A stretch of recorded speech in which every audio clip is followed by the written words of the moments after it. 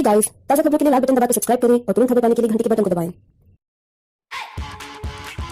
अपने दोस्त को फिट एंड फाइन बनाए, एप्स ज्वाइन कराए, 1 मंथ फ्री जिम के साथ 1000 रूपए डिस्काउंट पाइए। Apps fitness and wellness, Khandesh central mall, Jalgaon. Jalgaon में शुक्रवार को 117 कोरोना के नए केस मिले हैं, जिसकी वजह से अब जलगांव जिले में कोरोना मरीजों की कुल संख्या 2971 हो गई है। ये बहुत चिंता की बात है कि लगातार कोरोना मरीजों की संख्या जलगांव जिले में बढ़ती ही जा रही है। जलगांव में कोरोना की बीमारी से मरने वालों की संख्या में भी इजाफा हुआ है। हालांकि नए जिलाधिकारी, नए सरकारी अस्पताल की टीम, इन सब ने मिलकर कोरोना को जल्द से जल्द जड़ से खत्म करने का प्लान तो बनाया है। आपको बता दें कि गुरुवार को व्हाट्सएप पर कई जगहों पर यह बताया गया था कि जलगांव शहर में कोरोना के 7 मरीज पाए गए हैं, जबकि सुबह जब अखबारों में खबर आई तो जलगांव शहर में कोरोना मरीजों की संख्या 29 हुई थी। अब इन आंकड़ों में फर्क क्यों है, इसका पता लगाने के लिए इंडिया आप तक न्यूज की टीम सिविल सर्जन से जाकर मिली और सिविल सर्जन ने बताया कि उनके लोगों से कुछ गलतियां हुई होगी एवं आगे से वो इन सब चीजों का ध्यान रखेंगे। आपके प्रेस नोट के मुताबिक आपकी तरफ से जो है तो 7 जो है तो क्वांटिटी बताई गई, लेकिन देखा जा रहा है कि आराधना कॉलोनी, चॉकलेट प्लाट वगैरह ये जो है तो इधर से जो पूरी संख्या अगर हमने देखा काउंट किया तो जलगांव शहर की संख्या होती है 29।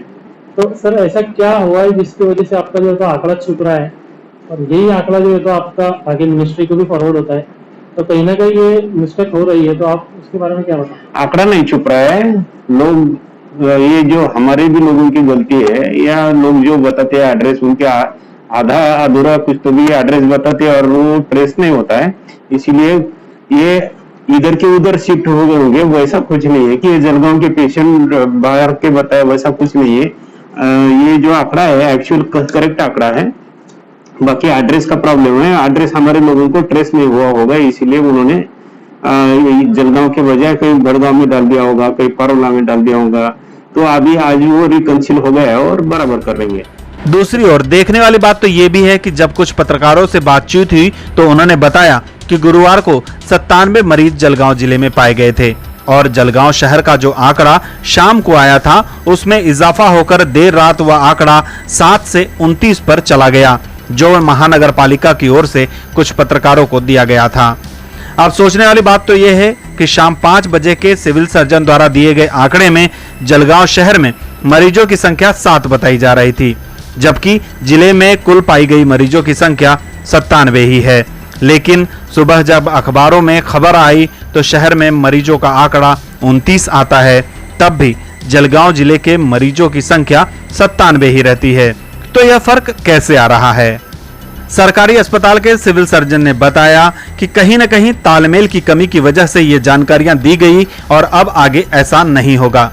कुल मिलाकर यह कहना गलत नहीं होगा कि सरकारी आंकड़ों में इस तरह का फेरफार लापरवाही की वजह से हो रहा है और ऐसी लापरवाही चिंताजनक हो सकती है, क्योंकि अगर जलगांव या किसी शहर का आंकड़ा बढ़ता है तो वहां के लोग ज्यादा डर जाएंगे और अगर कम बताया जाता है तो शहर के लोग और ज्यादा लापरवाह हो जाएंगे।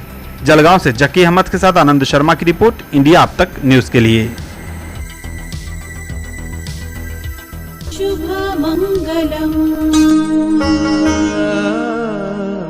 सर्वमंगलम्